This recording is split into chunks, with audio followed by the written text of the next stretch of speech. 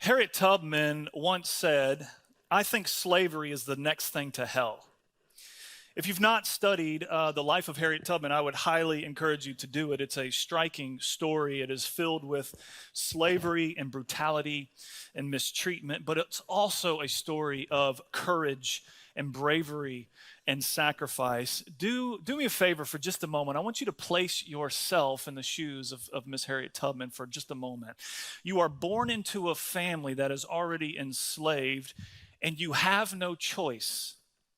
You have no way out. You have no way of changing the color of your skin, and you are in slavery. And literally, at the age of 5 years old, this little precious girl was forced out into the fields to work.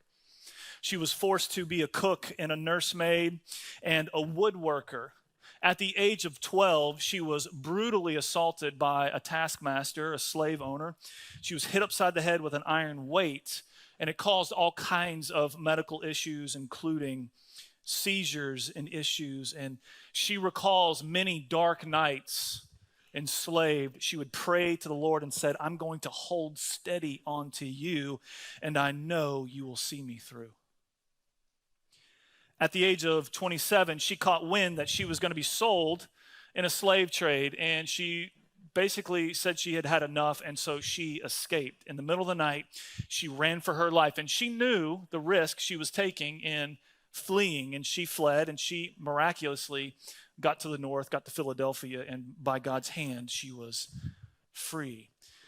About a year later, though, her heart began to stir, and she began to go and rescue people. I find it interesting that she could not sit back and simply enjoy freedom while her friends and family were enslaved in Maryland and in the South. And so she began many journeys to the South, rescuing people one by one by way of the Underground Railroad. She rescued herself over 300 people. Every person that she let out got successfully to the north and got free. It's an incredible story. She's quoted by saying, "I heard their groans and their sighs, and I seen their tears, and I would give every drop of blood in my veins to free them." And that's exactly what she did. Harriet Tubman is called the Moses of her people. God used her to rescue people from slavery. Now I want you just to imagine you're a slave, you're enslaved, and it's just year after year, day after day, it's just mistreatment, and you're beat, and there's no way out of this. And one night, in the middle of the night, this lady walks up and says, "Hey, follow me. I'm going to take you from slavery to freedom." Could you imagine that moment? You're going to rescue me?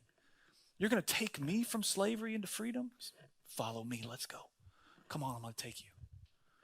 The story of Harriet Tubman is very similar to the story in Exodus. Exodus is the second book of the Bible. Genesis is all about beginnings, right? The beginning of creation, the beginning of humanity, the beginning of sin, the beginning of covenants that God makes. And at the end of Genesis, we see the story of Joseph. Alan Hall spoke on it 2 weeks ago. And Exodus just picks up, right? It picks up the story, and it's the continuation of God's redemption story and the calling of a people to himself. He's making good on the promise that he made to Abraham. If you were to look up a definition for Exodus, it literally means a way out. I absolutely love that. What we see in Exodus is that God's people are enslaved and suffering in bondage in Egypt unjustly under Pharaoh, and God hears them, and he raises up Moses as a deliverer. Moses, the story of Moses, if you don't read this and just absolutely love it, you need to check for a pulse. The story is incredible. The story of Moses is amazing. He's this reluctant leader with a lot of issues. He's born into slavery, but later he becomes a prince. He murders somebody, and then he's a fugitive on the run. He gets to speak face to face with Yahweh. He defies a Pharaoh. He leads Israel to freedom and towards the promised land. He writes a quarter of the Hebrew Bible, okay? This dude is legit, all right? D.L. Moody, he says this about Moses. Moses spent 40 years thinking he was somebody while he's living in the palace, right, with Pharaoh. 40 years learning he was a nobody when he's on a fugitive on the run out in the wilderness. And then 40 years discovering what God can do with a nobody. And so we're going to talk about Moses' life here today, but I want to point us back to this upper story. You remember Alan talked about the upper story and the lower story. The lower story here is Moses and all the stuff that's happening. But the upper story is a mighty, powerful, sovereign God that can't be stopped. That all these other little gods and these other satanic things and occultic worship of the Egyptians and Pharaoh and all this stuff, they bow their knees to the one true living God. And his plans cannot be stopped. This is the story. God stepping out of heaven and intervening on the behalf of this defenseless group of slaves. Now, before we get into Exodus chapter 1, Jesus on every page, I want to, in every story, I want to remind us kind of when we began this series in January, I talked about this idea that all scripture points to Jesus, that we see Jesus and shadows and types of Jesus throughout the Old Testament, and it's all leading and pointing us to this moment where Jesus comes and dies on the cross for our sins, and God puts a period on the redemption plan through the work of Christ on the cross. Now, Jesus and Moses, there are so many parallels and there's so many prototypes and ways it points. And I just want to note a couple of them before we get into Exodus chapter 1. Some people have seen like over 50 connections to Jesus through Moses. It's amazing. And so here's just a couple. Jesus and Moses both are born as Jews. Both of them were saved from death as babies. The leadership at the time wanted to kill off baby boys. Moses was placed in a basket. Jesus is placed in a feeding trough. Moses is a prophet. Jesus becomes the ultimate prophet. Moses flees from Egypt and then later returns. Jesus flees to Egypt, later returns. Both of them leave their high positions to come down and to rescue people.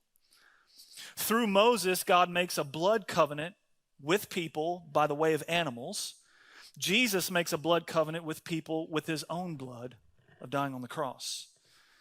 God institutes the Passover lamb through Moses. Jesus himself is the Passover lamb. Moses receives bread from heaven, manna, that fed them while they were in the wilderness. Jesus is the bread of heaven that has come down and feeds all of us. He's the bread of life. Moses brought water to the people that were thirsty in the wilderness. And what does Jesus say? Come unto me and drink, all who are thirsty, for he is the living water. Finally, Moses frees Israel from bondage under Pharaoh, and Jesus frees people from bondage of sin. It's a beautiful story that just points to Christ. And so don't miss that as you work through Exodus and read it. See Jesus on every page. Now, Exodus 1, starting in verse 1. We got a lot to cover. I'm going to go fast. If you need a Bible, though, our elders and our ushers are in the back. All you need to do is raise your hand, and they would love to give you one. You can take it home for free. That is our gift to you, or you can just use it if you'd like a paper Bible today to use. Exodus chapter 1, starting verse 1. This is what it says. These are the names of the sons of Israel who came to Egypt with Jacob, each with his household. Reuben, Simeon, Levi, and Judah, and Issachar, and Zebulun, and Benjamin, and Dan, and Naphtali, Gad, and Asher. All the descendants of Jacob were 70 persons. Joseph was already in Egypt. Then Joseph died, and all of his brothers and all that generation. Now I want to press pause really quickly here. If you're like me, I want to make a confession. Sometimes I don't want to read a list of names. I mean, it's boring. I mean, anybody else identify with that? Like, I don't want to read names, man. I mean, it's like, this name's like 4 pages long. It's all these names. This one's a shorter list, but I don't want us to blow by it. It's important right here. Why is it important? Well, the Hebrews placed a lot of value in being able to trace their lineage. Why? Well, a couple of reasons. The obvious one is to understand where they came from. How many of y'all have ever spent time on Ancestry.com? Anybody in here? Ancestry.com? A lot of hands going up. Yeah, it's super awesome. I've never spent time on there. I can't tell you beyond maybe my great-grandparents who my family is. I got a good friend, Drew Henderson. He has spent a lot of time on Ancestry trying to find family members and building his family tree to understand who his relatives were and his heritage and all of that. And it's cool to talk to him, all the calls that he's made, phone calls to people, and he's piecing it together. And if you go to Ancestry.com right now, their byline for their company is this: Every family has a story. Every family has a story. I love that so much. And man, do the Israelites have a story. It's an incredible story. And they're able to trace it all the way back to Abraham. And then the second thing is that it tells them what their purpose on earth was, right?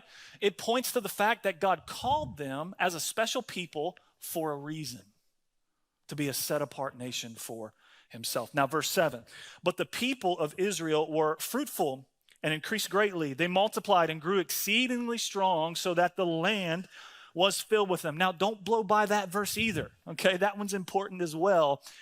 What that says is this, is that God is a promise-keeping God. That's what that verse speaks to. It points back to the covenant he made with Abraham, and God is just making good on it. Not only does it point back, but it points forward to a future, to this new thing that God is about to do. His promise didn't end with the death of Joseph and his brothers. Man, he is just getting started, man. It was 70, and what we're going to see is it turns into like 2 to 3 million people. They grew, and they grew rapidly and strongly. Verse 8, there's a shift in the story, though. Now there arose a new king over Egypt who did not know Joseph. All right, big problems here. And he said to his people, behold, the people of Israel are too many and too mighty for us. Come, let us deal shrewdly with them, lest they multiply. And if war breaks out, they join our enemies and fight against us and escape from the land. Therefore, they set taskmasters over them to afflict them with heavy burdens. They built for Pharaoh store cities, Pitmouth and Ramses. So here's the deal. New management is in town. They got the big banner on the palace, right? New management in town, right? The old dynasty, these haiku pharaohs, they were super friendly to people that were traveling in that region, right? Anybody that's coming through, sojourners, come on in. You're welcome here. Not under the new management. The new management hated foreigners. They did not want them there. And so think about that for a minute. Right? You got lots of time in a land, right? Hundreds of years. They were there a long time. You are welcomed. You have a house there. You are welcomed in here. And literally overnight, you go from being welcomed to being an outcast. You now live in a country where the government hates you. Overnight. Whew. What does Pharaoh do? He begins to mistreat them. He places heavy burdens on them. We know they become enslaved. And I want to point this out. The Bible tells us that all of this was because Pharaoh was afraid. Pharaoh was afraid, and he was afraid of something that wasn't even real. How many of y'all would be honest enough in here to say that the things we worry about in life, most of the time, don't even come true? I mean, y'all, yeah, a couple of hands are like, yeah, man, that's me. Yeah, dude, I could talk for 30 minutes about the stupid things that I've done based on some fear about something that never even came about. And so our lives are largely determined by how controlled we are by our fears. Fears cause people to do irrational things. And that's what Pharaoh did. He was worried about a war that never was going to happen. And so what ends up happening, right? You got somebody that's in leadership who's a bad king, who's a wicked king. And because he's fearful or insecure or whatever it might be, that trickles down and it causes conflict for people. And so it's very, very dangerous thing, and the Israelites pay for it, man. And so what does Pharaoh do? It's like population control, right? He starts this, campaign against them. And basically Pharaoh wanted the Israelites to stop growing. And I want to point out this is demonic. What Pharaoh was doing was demonic, and I believe that Satan was involved in this. And here's why. Because it directly opposes God and his plan. God desired for them to grow. Pharaoh wanted them to die and not grow. And I would like to submit to you guys that if you go all the way back to Genesis chapter 3, where Adam and Eve sin, God comes down and he basically tells Satan that there's going to come one person from the line of Eve that's going to destroy you. And of course, what does he want to do? He wants to destroy the Israelites, because no Israelites, no Jesus. No Jews, no Jesus. And that is his work. His work was to end it. And Satan was just using Pharaoh as a puppet. It's demonic and it's crazy. But here's the deal. God's plans can't be stopped. Verse 12, but the more they were oppressed, the more they multiplied, and the more they spread abroad, and the Egyptians were in dread of the people of Israel. It literally backfired on him. His plan literally backfired. The oppression caused the growth. Note the order there. They didn't grow and they became more oppressed. They were oppressed and therefore they grew. Isn't that wild? God used it as a tool to fulfill his promise. Now, Pharaoh's not done, right? He's enslaved them. Now he's going to introduce genocide. He wants to kill them off. Verse 15, then the king of Egypt said to the Hebrew midwives, one of them whose names was Shiphrah and the other Puah, when you serve as a midwife to the Hebrew women, see them on the birth stool. If it is a son, you shall kill him. But if it is a daughter, she shall live. But the midwives feared God. Underline that in your Bibles. And did not do as the king of Egypt commanded them, but let the male children live. So the king of Egypt called the midwives and said to them, why have you done this? And let the male children live. The midwives said to Pharaoh, because the Hebrew women are not like the Egyptian women, for they are vigorous and give birth before the midwives come to them. So God dealt well with the midwives, and the people multiplied and grew very strong. Again, it literally backfires on Pharaoh. And because the midwives feared God, he gave them families. Oh, man. I mean, this is just literally the power of God at work in his hand that's mightily over his people. Pharaoh's trying to exterminate them, but now they're growing. Pharaoh's like quietly trying to create genocide through the work of the midwives. Like, hey, let's privately, quietly kind of kill them off. And so why kill them off? Well, you kill the boys, you kill the name, right? You end the line. Again, it's wicked. It's absolutely wicked. But the midwives feared God. You remember Pharaoh had unhealthy fear, and it drove him to do wicked things. The midwives feared God. They had a healthy fear of God, and they were blessed. What does it mean to fear God? It means to live in awe of who he is. It's to understand who he is and who I am not. It's to live faithfully unto him and his laws and what he tells us to do. It's to live upright and to believe in him, and also to fear the consequences of not pleasing him. Think about that for a moment. These women feared God, feared what God could do to them after they died more than the death that Pharaoh could put them to. Man, if we can get there with our faith, I'm telling you what, nothing will shake us.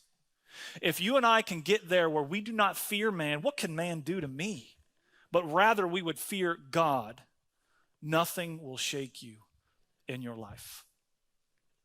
I would rather stand before God righteous and pure than to meet him in judgment and say, man, you compromised and you disobeyed and you live a life of pleasure and you did not do what I asked. Depart from me, I do not know you.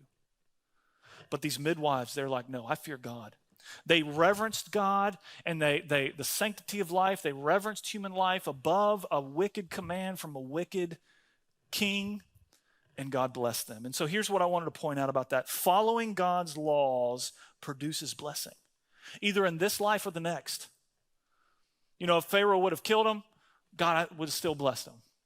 But God ended up blessing him here with families of their own. Now, verse 22, Pharaoh's not done. Pharaoh commanded all his people, every son that is born to the Hebrews you shall cast into the Nile, but you shall let every daughter live. Okay, Pharaoh's getting desperate here, okay?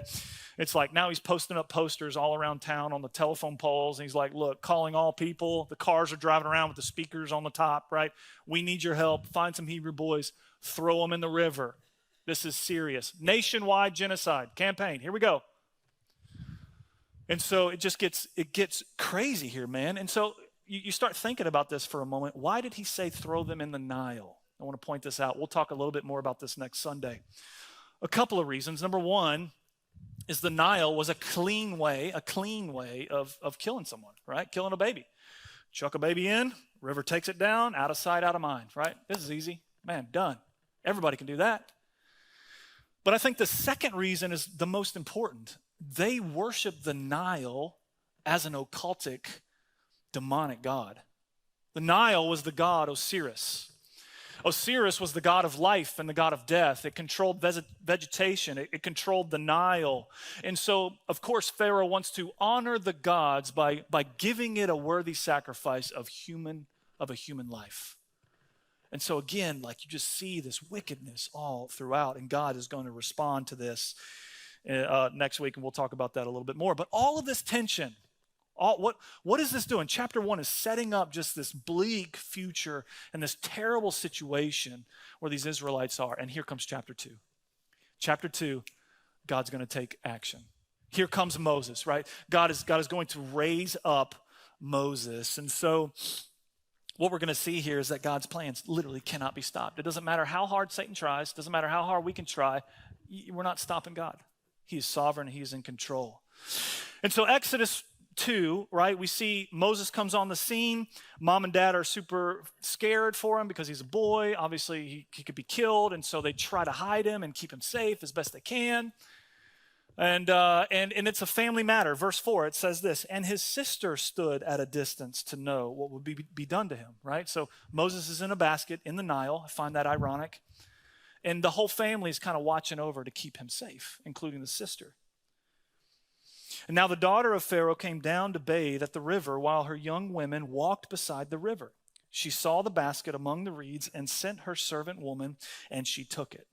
And when she opened it, she saw the child, and behold, the baby was crying. She took pity on him and said, This is one of the Hebrew children. Now, when you see this, man, alarm bells should be going off, right? This is problems, okay? What's the command? Kill all the Hebrew boys, right? Where is she at? She's literally in the Nile River. Literally, all she has to do is this.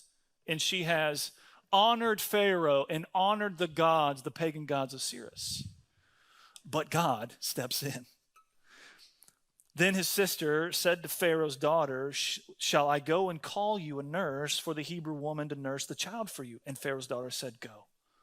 God's intervening. God's working. So the girl went and called the child's mother. Pharaoh's daughter said to her, take this child away and nurse him for me, and I will give you his wages. Now, I'm sure a lot of moms in here are probably like, get paid to raise my kids? Sign me up for that junk. I'm in, right? Like, I got to do this for free, but you're going to pay me for this? I'm in. So, I mean, look at the blessing right there of God. And so the woman took the child and nursed him, and when the child grew older, she brought him to Pharaoh's daughter, and he became her son. She adopted him into the family.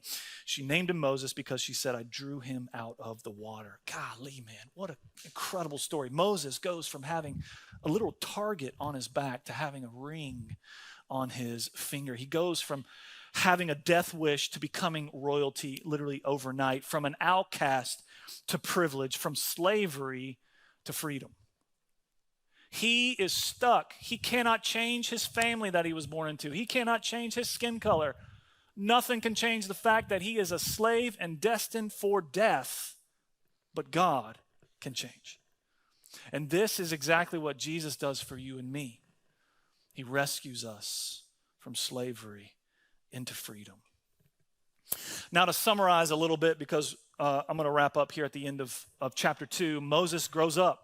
He becomes a man. And so what we're going to see is there's two accounts here kind of in the middle of chapter 2 where we see the heart of Moses. Moses is wired with compassion for the weak. He's wired with compassion for the oppressed. And we see he becomes a rescuer of the vulnerable even before God calls him, right? And so we see here this moment, he walks out of the palace. He sees an Egyptian beating a Hebrew, and his heart simply cannot take it. He cannot stand by and watch it happen. And so he comes down, and he ends up killing the Egyptian. Now, he sins gravely. He murders. There is absolutely no excuse for his actions. He pays for it, for sure. But I just want to note his heart, who Moses aligns with. He doesn't align with his Egyptian identity. He aligns with the oppressed. He aligns with the slaves. That's where his heart is. That's where he belongs. He's on the run. Pharaoh wants to kill him. Now he's a fugitive. And so he goes to Midian, the wilderness. And I love this so much because what we see is even God uses that mess to fulfill his promise. out in the wilderness, it's where God calls him. And so we see this desire to rescue people. And it even happens again. Once he gets to the wilderness, he shows up to this well. All these ladies walk up, and these shepherds show up, and they begin to abuse and berate these women and running them off. Who knows what's happening there? And so Moses stands up. It literally says that he stood up and he saved them. He saved them and he watered their flocks. And so Moses and all this wilderness stuff is happening over here. He ends up marrying somebody and he becomes a permanent resident. His life is forever just going to be out there. And then the story shifts again back to Egypt and to heaven. And so here's where I want to end this and wrap this up. Verse 23, look at this in your Bibles with me. During those days, the king of Egypt died, and the people of Israel groaned because of their slavery, and they cried out for help. I find that so striking that finally they came to the end of themselves and they were like, look, I'm stuck here. There is no way out. I've got to have help, right? They made an appeal to the higher court, so to speak, right? They made an appeal to heaven, saying, God, we got to have you. We are stuck and there's literally no way out. And their cry for rescue from slavery came up to God. How beautiful is that? That God is not distant. He's not ignoring us, but he hears us when we cry out to him. He hears you and he hears us, he hears them. He's a God that is involved with us. Verse 24, and God heard their groaning and God remembered. Now this, this word remembered isn't like God forgetting, like he's forgetful. It's like, man, it's February, 27? What am I supposed to do today? I can't remember. No, it ain't that at all. Basically, that word remembered is this idea of it's time. They're ready. I'm ready. I'm now going to honor my covenant, my promise that I've made them. He remembered his covenant with Abraham and Isaac and Jacob. In verse 25, God saw the people of Israel and God knew. Another way of saying that is this: God remembered and he saw them and he made himself known. It's a better translation for that. God made himself known. And that's what we see what happens, man. God makes himself known to the Israelites. He also makes himself known to the Egyptians as well. That I'm Yahweh. I am that I am. There is no one greater than me. I find so much comfort in these couple of verses right here. And I find it crazy as well that God chooses to remain involved in the lives of his people. The cries of his people move his heart with compassion. And he hears, he remembers. And despite Pharaoh's attempt to destroy the Israelites, God's plan can't be stopped. And God even uses the conflict as a way to raise up Moses from the reeds, from the Nile. Raises him up as a deliverer to lead his people to freedom out of slavery. You and I, we were born into slavery. In a spiritual sense, you and I, we were born into slavery. We had no choice. We have no power. There is no way out. I can't change my identity. I'm born into this mess. And I'm stuck, and you're stuck. There's no way you can bridge the gap between us and a holy God. We are slaves to sin. Slaves to sin. But God sends a deliverer for you and for me, and that's Jesus Christ. He came to our rescue. He bridged the gap. He paid for our sins.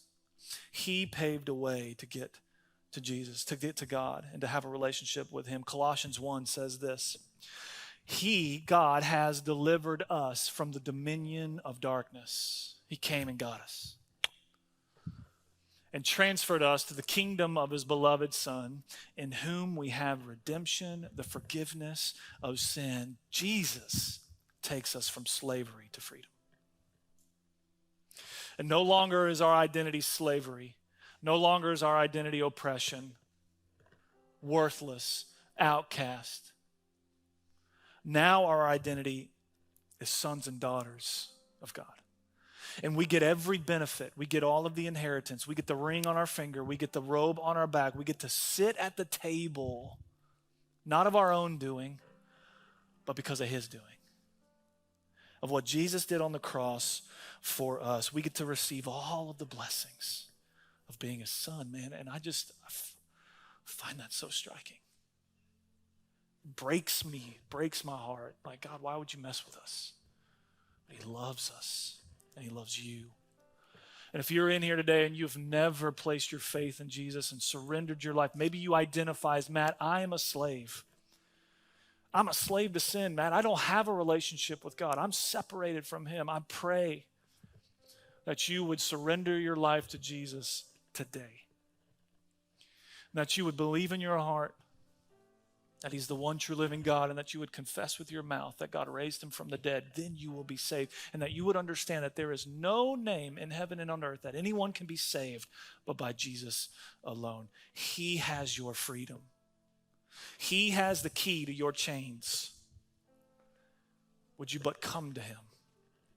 Maybe you're in here and you're a believer and you just feel like you're just struggling with addiction, and you feel like you're a slave to something that's got its grips in you and you can't break free from it. There's freedom for you at the feet of Jesus as well. Don't live a life of slavery any longer. Freedom is waiting for you.